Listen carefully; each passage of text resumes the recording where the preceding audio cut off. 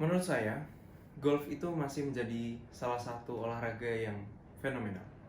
Kenapa? Karena golf itu memiliki banyak sekali pelajaran hidup di dalamnya yang diajarkan, seperti aspek-aspek ekonomi dan sosial. Dan hal itu tentu akan membantu kita untuk mencapai kebahagiaan atau menjadi pribadi yang lebih baik.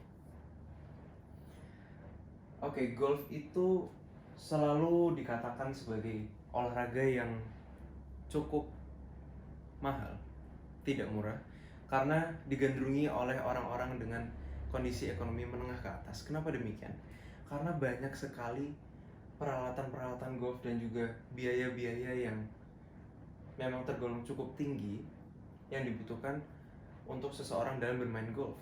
Contohnya ada biaya untuk satu set stick golf, kemudian ada juga biaya lapangan yang tidak murah juga, sehingga tentu saja untuk itu kita membutuhkan yang namanya financial atau uang. Yang menjadi perhatian adalah manajemen kita terhadap uang itu harus baik, yang tentu saja akan membuat kita menjadi lebih terkontrol, lebih terkendali, dan untuk menghindari yang namanya kemiskinan atau ekonomi yang menurun. Itulah kenapa kita harus bisa mengendalikan diri sebaik mungkin untuk menjaga dan juga mempertambah kekayaan kita. Nah, lalu apa hubungannya golf dengan kekayaan dan juga apa korelasinya terhadap kenapa golf bisa menjadi kaya? Kenapa golf bisa membantu kita menjadi kaya? Kali ini akan kita bahas di From Tea to Savings, How Golf Guides You to the Path of Wealth. Nama saya Farel Hernando Widyadana.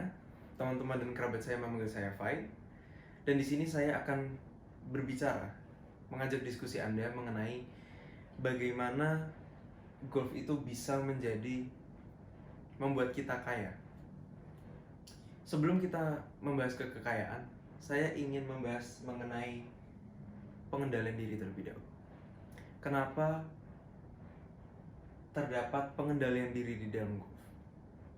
Jadi golf secara umum, definisi umum adalah memukul bola menggunakan stick golf, kemudian mengarahkannya ke tujuannya. Namun menurut saya itu masih kurang tepat dan kurang lengkap. Terdapat beberapa poin penting yang saya jadikan sebagai acuan untuk mempelajari aspek kehidupan supaya saya bisa menjadi orang lebih baik, dan tentunya Anda juga bisa.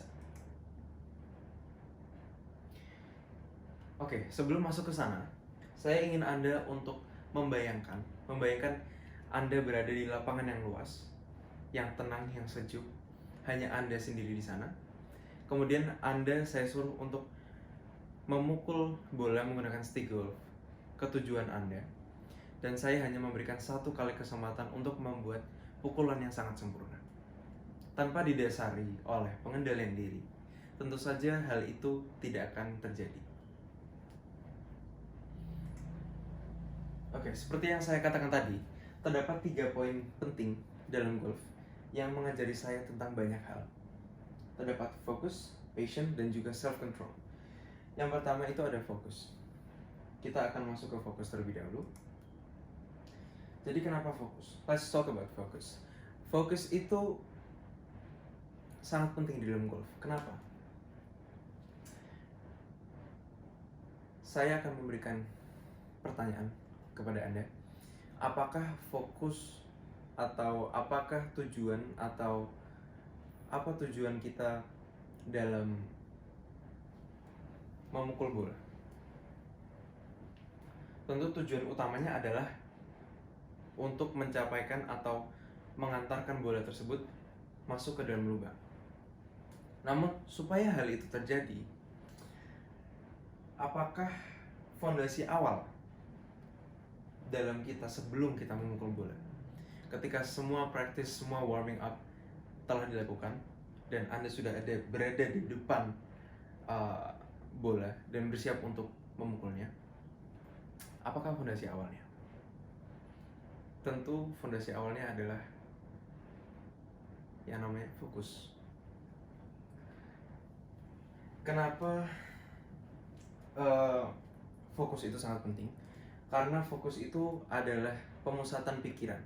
Semua anggota badan Anda di dalam golf itu akan dipusatkan kepada satu objek, yaitu bola itu, dan hanya bola itu. Kenapa hanya fokus kepada bola tersebut? Karena di dalam golf tidak ada musuh. Musuhnya adalah diri Anda sendiri.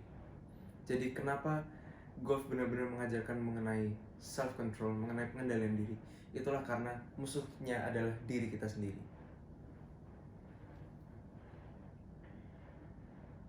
Jadi dalam fokus untuk memukulnya terdapat mindset yang harus kita tanamkan, yaitu pukulannya harus sebaik mungkin, bukan sejauh mungkin. Kalau memiliki pemikiran sejauh mungkin, maka tentu saja yang bergerak adalah keseluruhan badan dan juga menghilangkan fokus tersebut. Sehingga jika pemikirannya adalah memukul sejauh mungkin, saya bisa jamin bahwa pukulan tersebut tidak akan sesuai dengan ekspektasinya.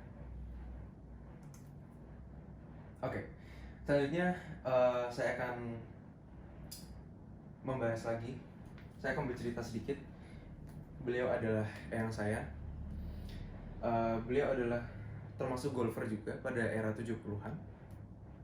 Dan beliau itu adalah orang yang sangat-sangat bijak, yang sangat memberikan saya banyak sekali cerita hidup yang sangat berguna di masa yang akan datang. Pada saat itu, ketika saya mengobrol, saya memiliki asumsi. Saya sampaikan ke beliau bahwa dalam golf itu saya hanya memusatkan pikiran hanya ke dalam bola, hanya ke bola dan juga tidak ada fokus ke lain. Kemudian pendapat saya dipatahkan oleh beliau dan beliau berkata bahwa main golf itu bukan memukul bola golf, tapi mengayunkan stick dan swing yang benar. Buktikan.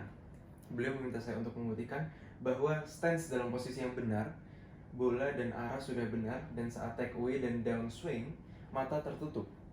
Kalau swingnya benar, maka bolanya akan terpukul dan jaraknya yang dicapai akan sesuai dengan rencana. Sederhana bukan? Memang setelah itu saya coba, kemudian ketika saya menutup mata dan saya memukulnya, ternyata bolanya kemana-mana. Jadi tidak sesuai dengan yang biasanya saya lakukan dengan mata terbuka, sehingga fokus itu sangat-sangat penting. Kemudian yang selanjutnya adalah patience. Jadi kesabaran. Ketika saya melakukan practice dalam golf yang ada di driving range, ketika saya memukulnya, kira-kira 10 pukulan, hanya 30% kira-kira yang menurut saya itulah sesuai dengan ekspektasi saya. Namun hal itu kurang baik karena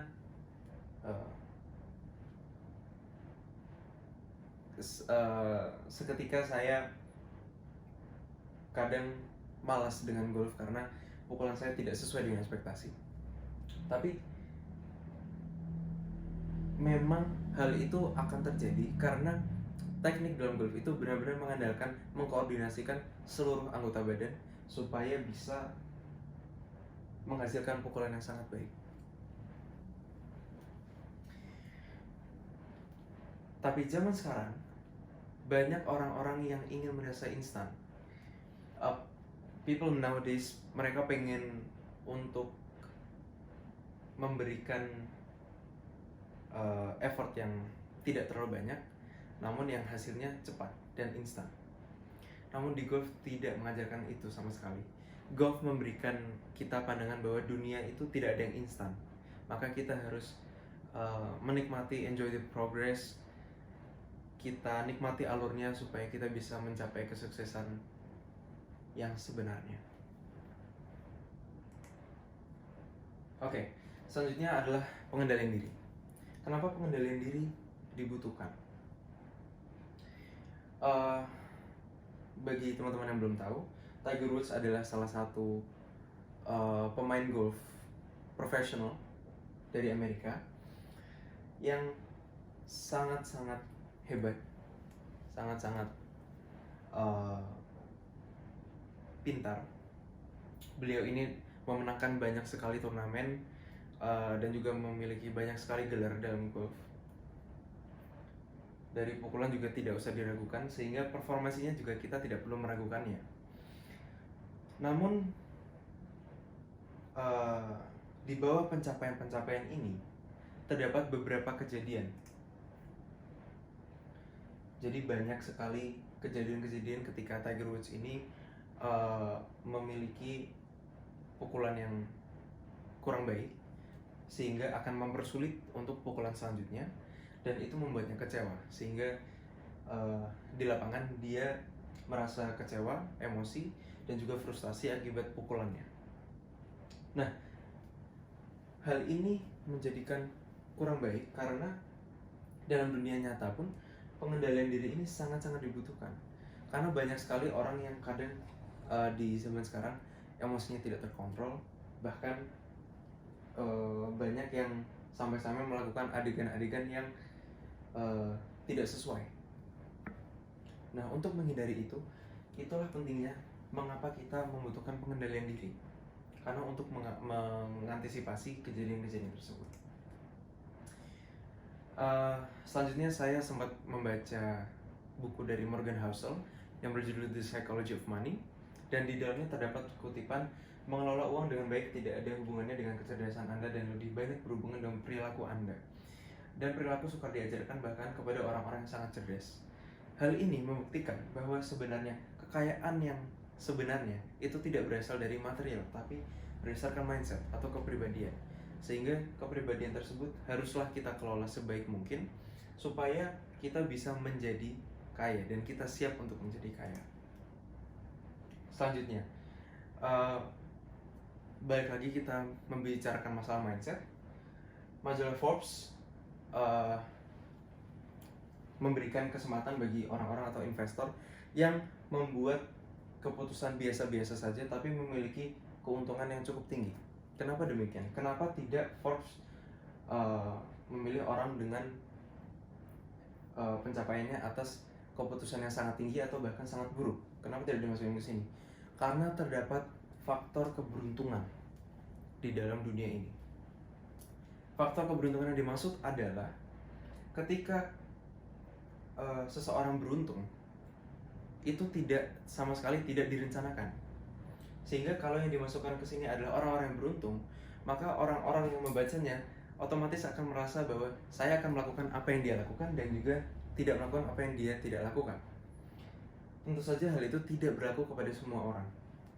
Sehingga akan muncul pertanyaan, apa yang ampuh dan tidak dalam keuangan, kemudian strategi investasi apa yang ampuh, kemudian strategi bisnis apa yang cuan, dan juga bagaimana cara menjadi kaya.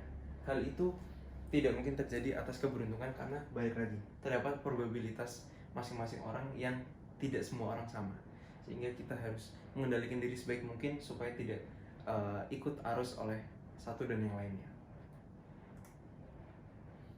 Sekian dari saya, kurang lebihnya mohon maaf. Semoga ilmu ini bisa bermanfaat bagi kita semua, dan juga saya sangat membuka bagi kritik dan saran. Sekian dari saya, terima kasih.